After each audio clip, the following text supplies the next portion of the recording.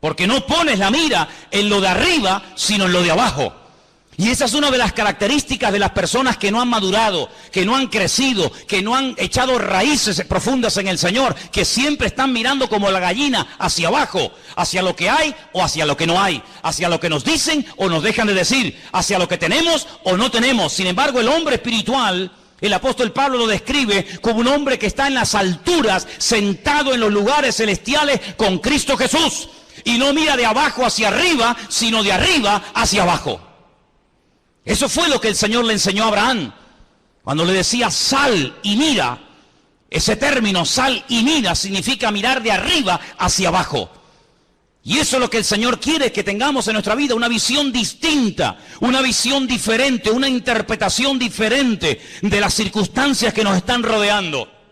Que nos demos cuenta de que detrás de a veces de alguna ley que se aprueba o que no se aprueba, detrás de ciertas y determinadas circunstancias o situaciones, no es el hombre el que está actuando independientemente, sino que estamos en lucha contra principados, contra potestades, contra gobernadores de las tinieblas, contra huestes espirituales de maldad en las regiones celestes. Que no hay una persona más favorita para el diablo que un político dejarse utilizar por las manos del diablo. Porque una persona con autoridad política o económica puede llevar a un país a un nivel de bendición y de prosperidad sin precedentes en la historia. Pero una persona que se deje utilizar por el diablo puede llevar a un país a la ruina.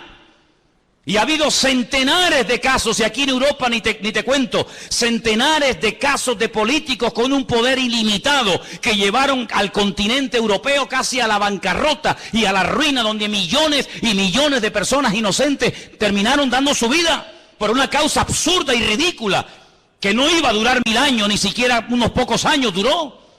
Por lo tanto, amados hermanos, dice la Biblia que en los últimos tiempos el enemigo intentará seducir, incluso dice que algunos, por haberse enfriado, por haberse apartado de la verdad, escucharán a espíritus demoníacos, espíritus engañadores, por tener cauterizada la conciencia. Hay gente que es muy sensible a lo que nunca tenían que ser sensibles, y muy duros a las cosas que no tenían que ser duros. Y hermanos, tienes que plantearte esto delante del Señor seriamente. ¿A qué eres tú sensible? ¿A lo que me dicen? ¿A lo que no me dicen? ¿A lo que me hablan? ¿A lo que no me hablan? ¿Si vino? ¿Si no vino? ¿Si me llamó? ¿Si me saludó? No hay que ser sensibles a las tonterías.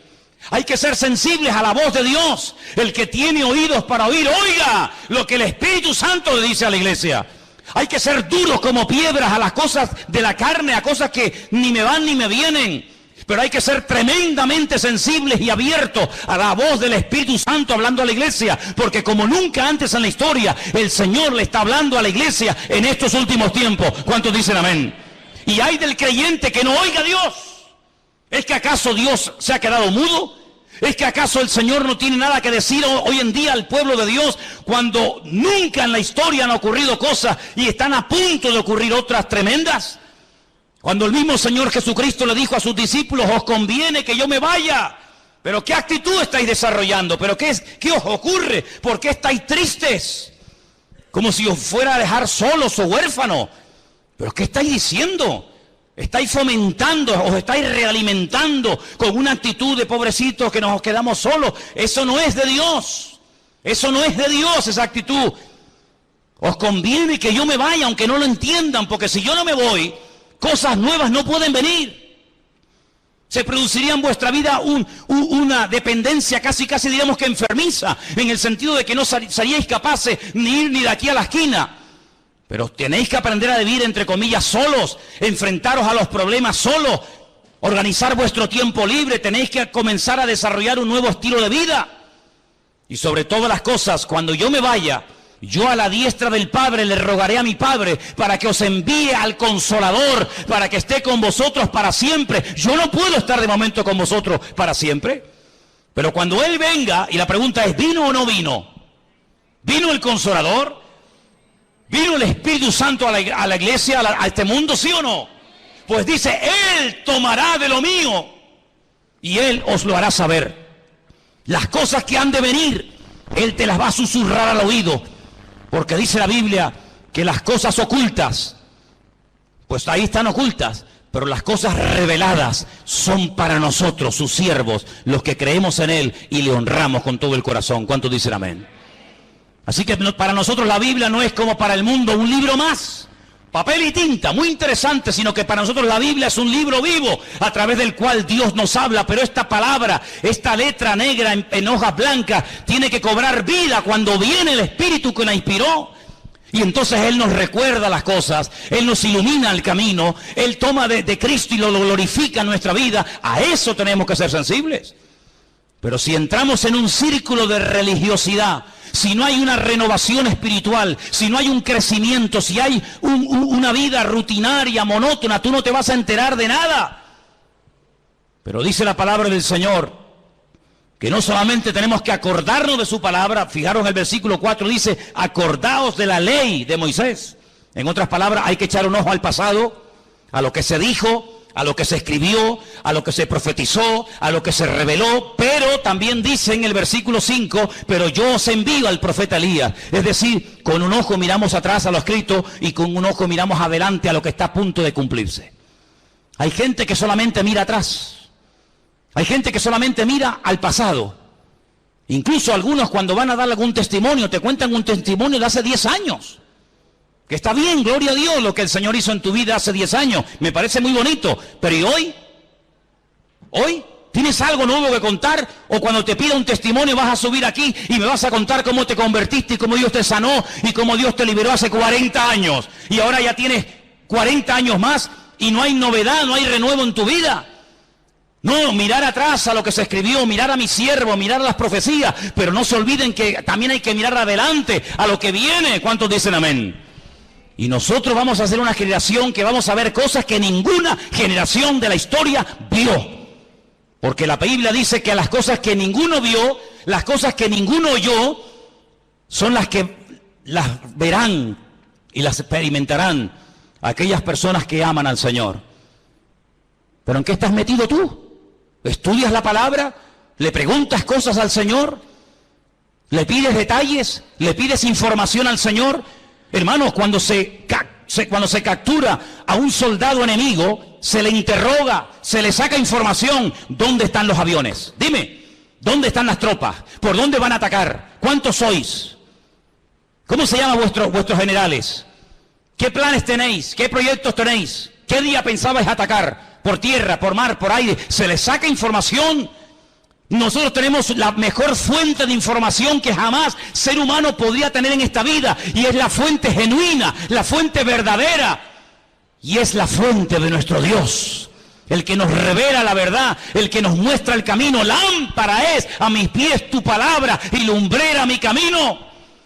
Dice que es como una antorcha que alumbra en medio de las tinieblas para que aquel día no os sorprenda como ladrón en la noche. Nosotros podemos saber quién será y quién no será el anticristo, hasta cómo se va a llamar y cómo va a ser y cómo va a hablar y dónde va a vivir y qué va a hacer y dónde va a morir. Lo sabemos nosotros. ¿Por qué? Porque miramos a lo escrito, pero también miramos con suma cautela al futuro, porque sabemos que lo que se escribió se va a cumplir sí o sí en nuestros tiempos. ¿Cuántos dicen amén?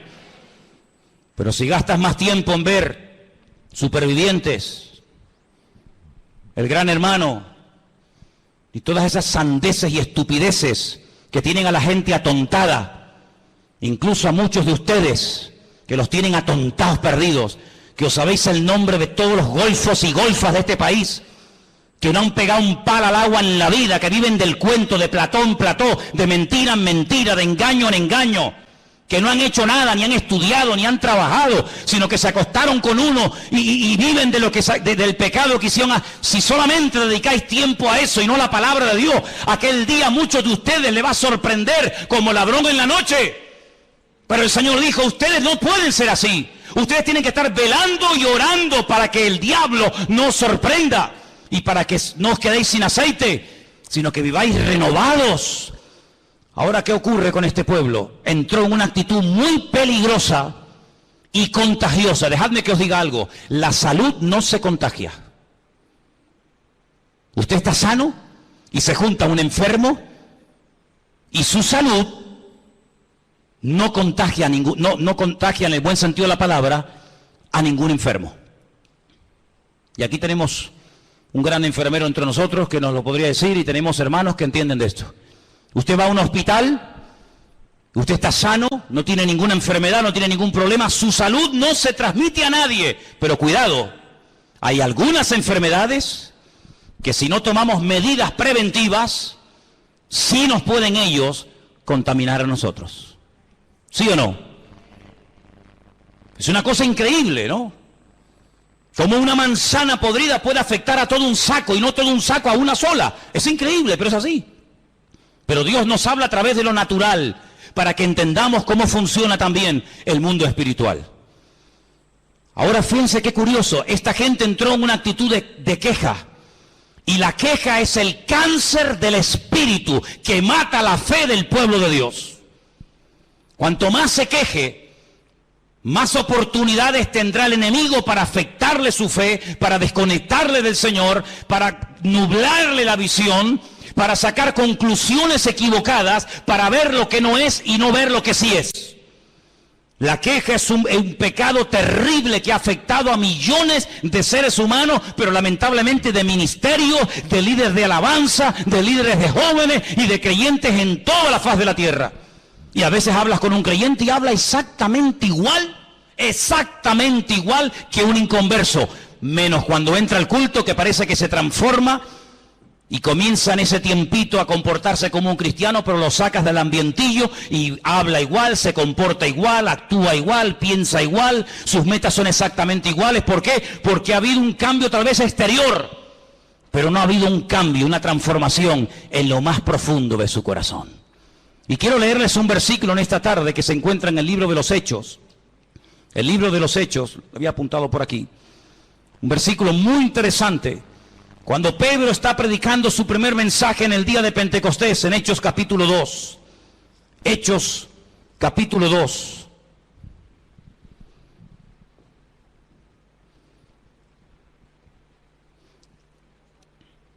¿Lo tienen, hermanos?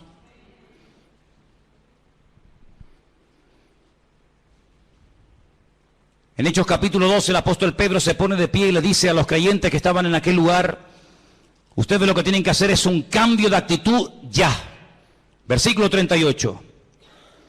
Pedro les dijo: arrepentíos y bautícese cada uno de vosotros en el nombre del Señor Jesús para el perdón de vuestros pecados y recibiréis el don del Espíritu Santo. El apóstol Pedro llama a aquellos judíos que han subido a Jerusalén a celebrar las fiestas, en este caso la fiesta de Pentecostés o de Shavuot, los llama al arrepentimiento. Ahora, no había subido una multitud de paganos, de idólatras de todas las naciones de la tierra para ir al templo de Jerusalén a adorar al Dios vivo, no. Habían subido multitudes, miles y miles de personas, familias enteras, habían ido a Jerusalén para adorar al Dios vivo, luego eran creyentes. No eran paganos, no eran idólatras, eran personas que viajaban de España, de Italia, de Grecia, de Babilonia, de Irán, de África, de todas partes del mundo, días, semanas enteras para ir a Jerusalén a adorar a Dios. Y a esas multitudes que iban cargados con sus ofrendas, con sus diezmos, a esas multitudes Pedro les dice: arrepentíos. En otras palabras, no solamente el arrepentimiento es para el inconverso, para el que practica la idolatría, para el que practica el pecado, sino que también el arrepentimiento, el cambio de vida, también es para el creyente y para el Hijo de Dios. ¿Cuántos dicen amén? Cada día tenemos que arrepentirnos de algo. Tenemos que arrepentirnos cada día siempre de algo, siempre y cuando te mires al espejo del Señor. Claro, si te miras en el espejo de otro que vive peor que tú eres un fuera serie. Pero si nos ponemos delante de la presencia del Señor, cada día nos damos cuenta de que hay algo en lo que tenemos que cambiar. Algo que tenemos que dejar atrás, una renovación, una transformación. Y por eso Pedro los llama al arrepentimiento, por eso Pedro los confronta. Y más adelante, si siguiéramos leyendo su mensaje, dice que le dice a la multitud que el Señor está como retenido en el cielo hasta el tiempo de la restauración de todas las cosas. Y ahora, volviendo a Malaquías, nos encontramos que el Señor les dice al pueblo: cuando yo envíe a mi siervo a predicarles, dice en el versículo 2, vosotros los que teméis mi nombre, nacerá el sol de justicia En sus alas traerá salvación. Esa palabra es la palabra marpé, que viene de un verbo hebreo que es rafá, que significa curación o sanidad. Así que realmente más que salvación, porque la salvación no la tiene que traer el Señor porque ya está aquí, ya hemos sido salvos por medio de la fe, dice la Biblia, pero cuando el Señor viene, dice que viene a traer sanidad, viene a traer restauración. Y hay muchas personas que han nacido de nuevo, digamos que son salvas, pero están enfermas. Están enfermos en su alma. Por eso no pueden alabar a Dios, aunque sean cristianos. No pueden alabar a Dios, porque su alma está encarcelada. Y esa es una sensación que David experimentó un tiempo de su vida. No siempre, pero un tiempo de su vida. Él llegó a escribir en uno de sus muchos salmos: Señor, saca mi alma de la cárcel para que pueda alabar tu nombre. El rey David, el dulce cantor de Israel, el hombre más cerca del corazón de Dios, le pide a Dios: saca mi alma de la cárcel porque no te puedo alabar. Devuélveme el gozo de la salvación, que lo tuve pero lo he perdido. Renueva en mí un espíritu noble, un espíritu recto. Y cuando hagas esa obra transformadora en mi vida, cuando restaures mi alma, entonces los inconversos te conocerán y podré publicar las virtudes de aquel Dios que me llamó y me transformó. Hay tanta gente enferma en las iglesias, tanta gente enferma de recuerdos, personas que sufrieron una herida hace montones de años y no se dejaron sanar, personas que en la intimidad viven como inconversos y se llaman cristianos. Le dijo una vez el Señor a través de su siervo a una de las iglesias del Apocalipsis: tenéis nombre de que vivís y estáis muertos. Usaban un nombre que no hacía referencia a la situación real de la congregación y a la situación real de su vida. ¿Cómo se sabe si usted está vivo realmente? Primero, hay un deseo tremendo de alabar a Dios constante y permanentemente, ¿sí o no? ¿No se acuerda usted cuando comenzó a conquistar a su mujer? ¿Eras tan seco como eres hoy en día? ¿Eres tan antipático como a veces eres? ¿O tan frío, o tan no sé qué? ¿A que no? Ay, amigo. Le voy a pedir un día a las hermanas que traigan las poesías que tu marido te escribía antes de casarte contigo. Elena guarda todas las cartas, ni se te ocurra traer una, ¿eh? Elena tiene montañas de cartas que yo le escribía desde el ejército cuando estaba. Las cosas que uno decía para conquistar a esa mujer, ¿verdad? Uno no sé de dónde sacaba ese ramalazo de Gustavo Adolfo Bécquer. No sé de dónde sacaba uno eso. Después ya se acabó todo eso. Se acabó todo eso. Qué tremendo, ¿no? Pues eso es la primera característica de un cristiano que está vivo, que tiene ganas de alabar a Dios, porque está enamorado de ese Dios que le ha transformado la vida. Cuando un creyente no alaba a Dios, está enfermo. Está enfermo. Si usted no tiene ganas de alabar a Dios, tu amor hacia Él se ha apagado. Si tú ya no tienes ganas de decirle nada a tu esposa o a tu marido, es que tú ya no lo amas como al principio. Ya para ti el vivir o el convivir con Él ya es como una especie de, bueno, esto es lo que hay. Sin embargo, en la Biblia nos llama a una renovación constante y permanente. Vivir con un hombre, vivir con una mujer a la cual no amas y del cual no estás enamorado, tiene que ser una tortura.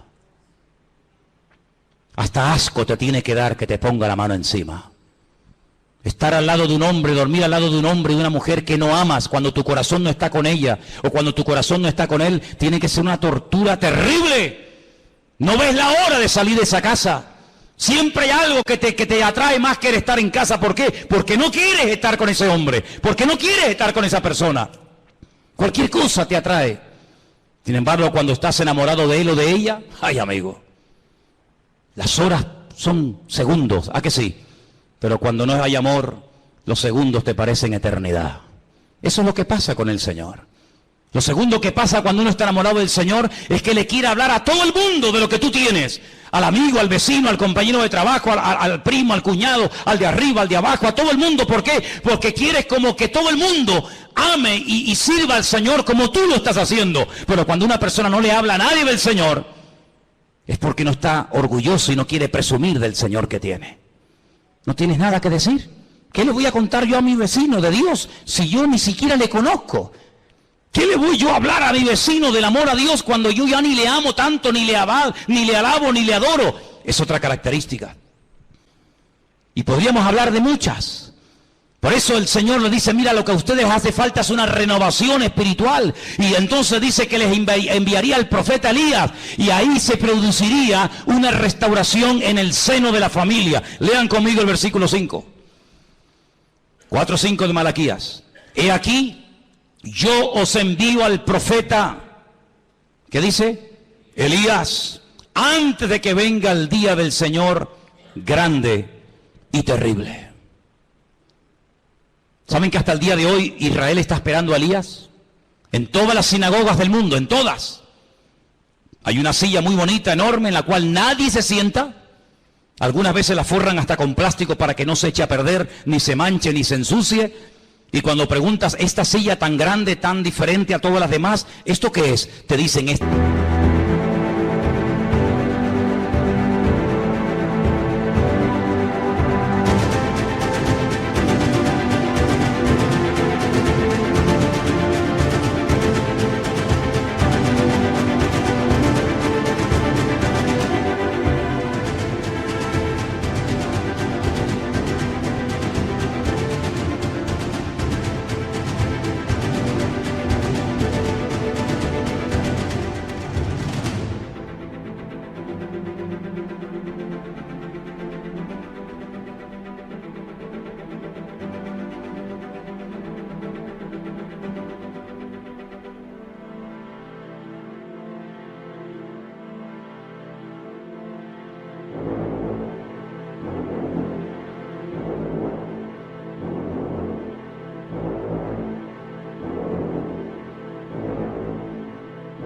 Esta es la silla donde se sentará el profeta Elías cuando venga.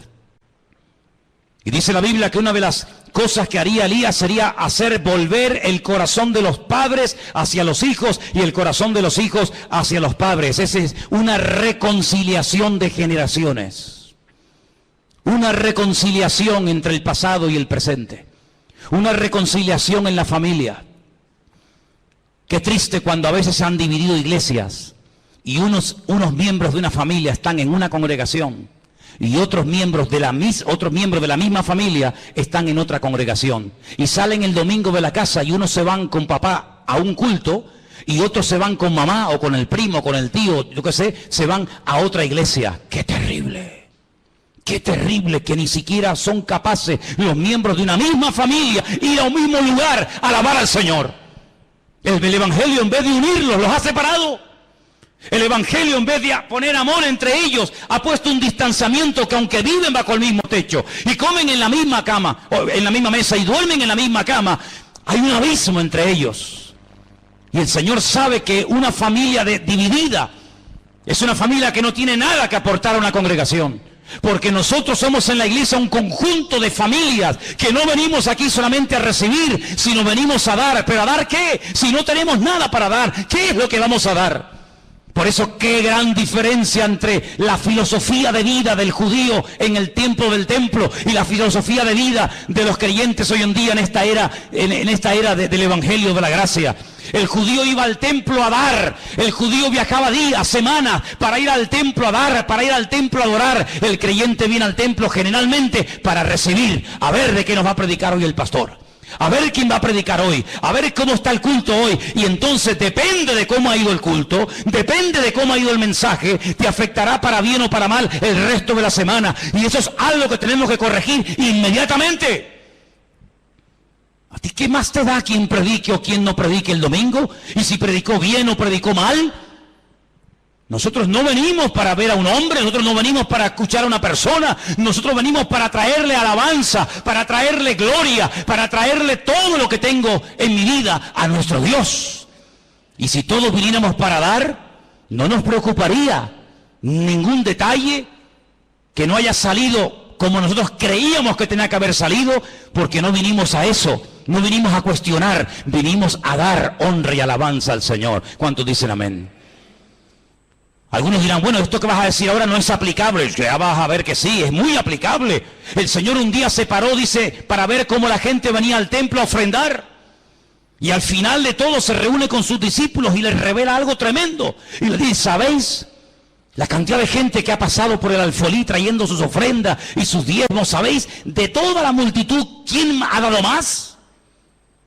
Los discípulos no contestaron, tal vez tuvieron miedo de dar una respuesta equivocada. El Señor le dijo, esta mujer, esta, la viuda, que ni siquiera la Biblia nos dice cómo se llamaba, esta es la que más ha dado.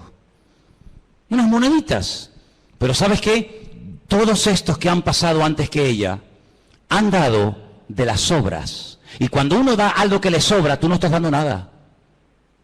Si tú tienes ropa que ya no usas en tu casa y la das al rastro, tú no estás dando nada. Tú te estás desprendiendo de lo que ya no te gusta ni lo que ya no quieres usar. Dar es cuando dice mi mejor traje, mi mejor corbata, mi mejor pantalón, mi mejor lo que sea, yo lo doy a un hermano ahí donde te duele, porque estás dando lo que te gusta, lo que amas, lo que aprecias. Pero dar ropa vieja, dar ropa que está sucia, dar ropa que es del año catapum, dar ropa que te da vergüenza ponértela, tú no estás dando nada. Te estamos haciendo un favor nosotros con sacarte la basura que ya no te quieres poner. Y encima después presume de, no, yo he dado. ¿Tú qué has dado? Tú no has dado nada. Esta es la que ha dado, porque estos han dado de las sobras. Y mientras des de lo que te sobra, no estás dando. Pero esta ha dado todo cuanto tenía. Así que el Señor no solamente ve cómo damos, sino por qué damos y cómo damos. La actitud de esta mujer es la que le tocó el corazón al Señor, y no la de todos aquellos religiosos que de cara a la galería presumían de que habían dado, pero sin embargo ella dio, dice, de una forma que impactó el corazón del Señor. ¿Cuántos dicen amén? Y esa es la actitud con la que tú tienes que vivir, y yo y todos y cada uno de nosotros, de sacrificarnos y de esforzarnos por el reino. Qué poco sacrificio hoy en día hay en el pueblo de Dios, qué pocos sacrificados hoy en día se ven en las iglesias a la hora de servir al Señor. Qué poco sacrificio hay a veces en nuestra vida. Cuántas excusas ponemos a la hora de no, es que no puedo, es que tal, es que cual. Cuántas cosas ponemos, ¿verdad? Siempre como excusas para no esforzarnos por el reino del Señor. El próximo mes cumpliremos 14 años, ¿no? Aquí. Este mes de mayo cumplimos aquí 14 años. 14 años que se dice pronto. Sin el esfuerzo, sin el apoyo de un remanente fiel que siempre ha habido, hubiera sido prácticamente imposible llegar a este punto. Los que vienen y van, los que hoy en día los ves aquí saltando y brincando, y la semana que viene ni sabes si vendrán. Una iglesia no se sostiene de esa manera, pero cuando hay hombres y mujeres fieles que preguntan, oye, ¿cómo va la obra? Oye, ¿hace falta algo? ¿Hay algún necesitado entre nosotros? ¿Hay alguna carencia? Con ese tipo de personas, con ese tipo de actitud, es con el que se sustenta la obra, con el que se mantiene la fidelidad de una congregación. Y podemos decir, 14 años hemos estado aquí. ¿Por qué? Porque ha habido gente fiel, que a veces se ha sacrificado y le ha dado al Señor lo que saben que tenían que haberle dado. ¿Cuántos dicen amén? El profeta Elías, sabemos que era Juan el Bautista. Un hombre que vino antes del Señor y aproximadamente durante un año trajo un ministerio de restauración. Produjo una revolución, creó una expectativa en el pueblo de Israel, pero él siempre decía, yo no soy el que tiene que venir, yo solamente soy la voz de uno que clama en el desierto, pero el que viene detrás de mí, a ese es al que tenéis que oír y a ese es al que tenéis que escuchar. Pero antes, dejadme que os lleve al capítulo 3, verso 2, donde dice, ¿cómo será el día del Señor? Capítulo 3, verso 2 dice, ¿quién podrá soportar el tiempo de su venida? ¿Quién? ¿Quién podrá estar en pie cuando Él se manifieste? Cuando el Señor venga, toda la humanidad, aunque te cueste entenderlo, todos tendrán que ponerse de rodillas. Todos. Toda rodilla se doblará, dice la Biblia. Toda rodilla se doblará. Por eso dice aquí, ¿quién podrá estar en pie cuando Él se manifieste? Porque Él es como fuego purificador y como jabón de lavadores. Es decir, que el día del Señor será para lavar, será para quemar la escoria, será un tiempo de purificación. Pero al mismo tiempo, la venida del Señor, el día del Señor, en el capítulo 3, verso 17 dice lo siguiente para nosotros. serán para mí un especial tesoro. Ha dicho el Señor de los ejércitos, en el día en el que yo actúe, los perdonaré como el hombre que perdona a su hijo que le sirve. Es decir, para uno será fuego devorador, fuego consumidor, pero para otro será el mejor día del mundo cuando el Señor venga con su presencia. Porque dejadme que os diga algo, en la primera venida el Señor lo hizo al revés. Es una cosa curiosa.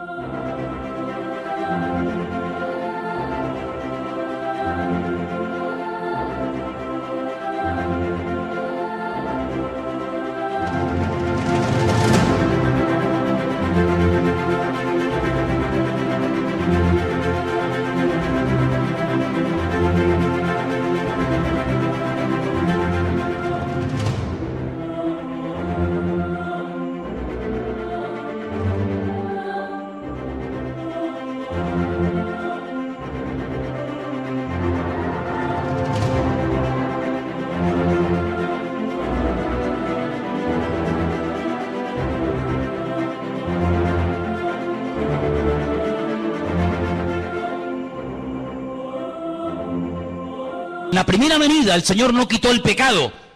El Señor lo que hizo fue que condenó, venció, derrotó al pecado, pero no a sus consecuencias. Por eso la gente sigue muriendo de enfermedades, por eso siguen habiendo asesinatos, violaciones, secuestros, guerras. Pero si Él ya murió, si el diablo está vencido, pero lo hizo al revés.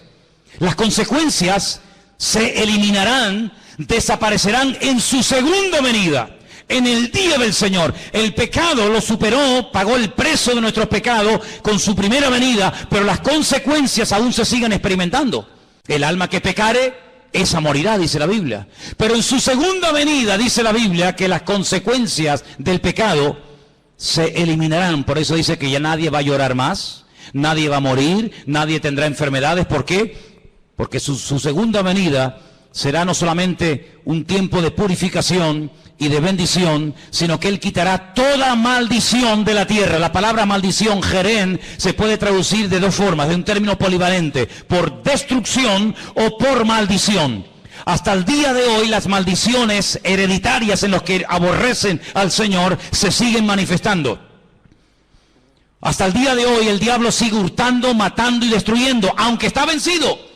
Pero en su segunda venida, cuando lo ate y tiempo más adelante lo echa al horno de fuego, dice la palabra de Dios que nunca más habrá maldición, ni muerte, ni traiciones, ni violaciones, ni asesinatos, ni enfermedades, ni despedidas, ni nada, sino que la obra del Señor será una obra totalmente completa. Ahora, en Nazaret, donde el Señor se crió, Él fue un día a la sinagoga y dice que lo invitaron a leer. Y él leyó la siguiente porción, si quieren venir conmigo, en Lucas 4:16. El Señor entra a la sinagoga de Nazaret y lee una porción muy interesante del profeta Isaías. Y dice lo siguiente, Lucas 4, versículo 16. Vino a Nazaret donde él se había criado y en el día de reposo entró en la sinagoga conforme a su costumbre y se levantó a leer. Es decir, que el Señor entraba a la sinagoga y no pasaba desapercibida su presencia. Él participaba, leyendo, orando, sanando. No vemos al Señor de una forma ahí oculto en la sinagoga, sino que cada vez que lo vemos en el interior de una sinagoga, lo vemos siempre haciendo algo. Y en este caso dice que se levanta ahora a leer y se le dio el libro del profeta Isaías. Y habiendo abierto el libro, halló el lugar donde estaba escrito. Escuche, esta es la porción, qué bueno que lo tenemos en la Biblia, sabemos lo que él leyó ese día, y fue esto. El Espíritu del Señor está sobre mí, por cuanto me ha ungido para dar buenas nuevas a los pobres. Me ha enviado a sanar a los quebrantados de corazón, a pregonar libertad a los cautivos, vista a los ciegos, a poner en libertad a los oprimidos y a predicar el año agradable del Señor. Enrollando el libro se lo dio al ministro y se sentó, y los ojos de todos en la sinagoga estaban fijos en él. Comenzó a decirles: hoy se ha cumplido esta escritura delante de todos vosotros. Esa escritura que el Señor leyó se encuentra en el libro del profeta Isaías, capítulo 61. Cuando lleguen a casa, buscan Isaías 61, versículo 1 y versículo 2. Y se van a dar cuenta de que el Señor hizo algo muy interesante, que generalmente no se suele hacer. Cuando yo le pido a un hermano, a alguien que suba aquí, a traer una lectura, el hermano lee los versículos completos. Nunca ningún hermano subirá a la plataforma y leerá los versículos, digamos, como cortados. Bueno, leo desde aquí hasta aquí, pero el resto del versículo no lo leo. El Señor sí lo hizo. Si ustedes después comprueban en casa, la lectura que él lee de Isaías 61, él la corta. No termina así. No termina así el versículo que él está leyendo. No termina diciendo a predicar el año agradable del Señor, sino que dice más, pero a propósito paró. Y el resto no lo leyó. Y cuando él se siente, la gente se le queda mirando como diciendo: ¿pero por qué ha leído así? ¿Por qué ha cortado? ¿Por qué ha mutilado el texto? Y se le quedan mirando. Él se levanta y dice: ¿sabéis una cosa? Esto que acabo de leer, esta porción que acabo de leer, se ha cumplido hoy delante de todos vosotros. Es decir, él te está diciendo que en su primera venida, en su primera manifestación visible, lo que él acaba de leer iba a ser la tónica, lo normal en su ministerio: libertad, sanidad, predicación del evangelio en las calles, sanar a los quebrantados de corazón, etcétera, etcétera. Pero la otra parte no tenía que ver con su primera venida, sino con su segunda venida, y es de la cual está hablando el profeta Malaquías. Luego nosotros creemos, y es muy claro en la palabra, que el Mesías vendría dos veces. Una primera vez para cumplir con lo que hemos leído esta tarde, y una segunda vez, que es la que nosotros viviremos y experimentaremos y veremos, que tenemos que conocer los detalles y las cosas que van a ocurrir en su segunda venida. Porque si yo en esta tarde les preguntara a muchos de ustedes: decidme cosas que ocurrieron durante la primera manifestación visible del Señor, cosas que hacía, cosas que se producían, todos estáis puestos en el tema. Uno me dirán: pues sanaba a los ciegos, echaba fuera a los demonios, multiplicaba los panes y los peces, convertía el agua en vino, multiplicaba... Bien, pero la segunda venida es la que a nosotros nos va a afectar directamente. Nosotros no estuvimos en su primera venida, no lo vimos, no estábamos allí. Creemos por fe lo que otras personas vieron y que escribieron y nos ha llegado hasta nosotros. Y creemos a pie juntilla que los testigos oculares de su primera venida, lo que vieron y lo que experimentaron, lo transmitieron fielmente hasta nuestros días. Amén, hermanos. Pero allí no estuvimos. Yo no escuché de labios de Cristo el sermón del monte.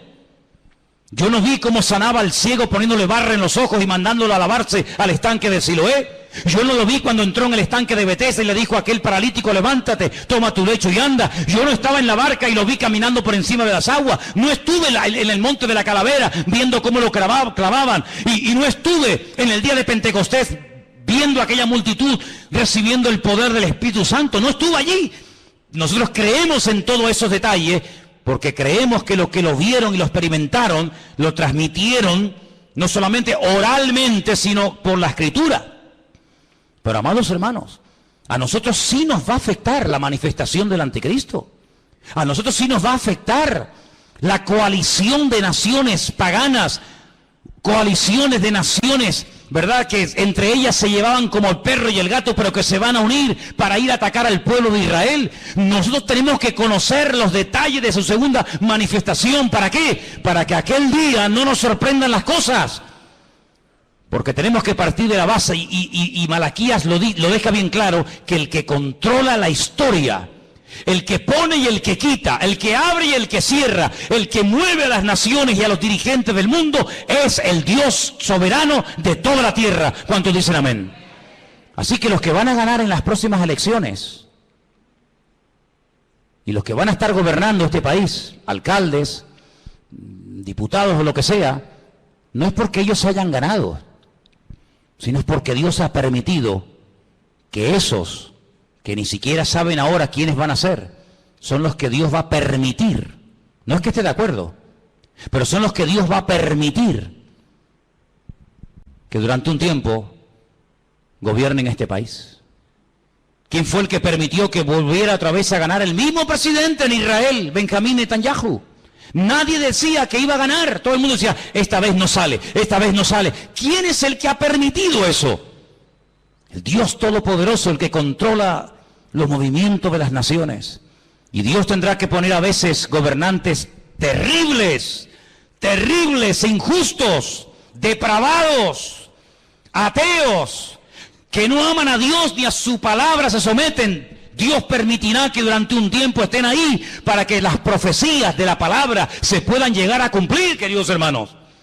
Pero ahora tenemos que orar y no sorprendernos y no tener favoritismo ni inclinaciones a un lado o a otro lado, sino decir que se haga la voluntad del Señor. Conozco gente que se ha ido al muro de los lamentos en Jerusalén y se han puesto a orar para que no venga el anticristo. Y creen que no va a venir porque ellos han orado. Y yo si tuviera que decirles, si ser sincero, les diría, yo oraría todo lo contrario, que venga ya. Porque hasta que no venga no podrá venir el Señor.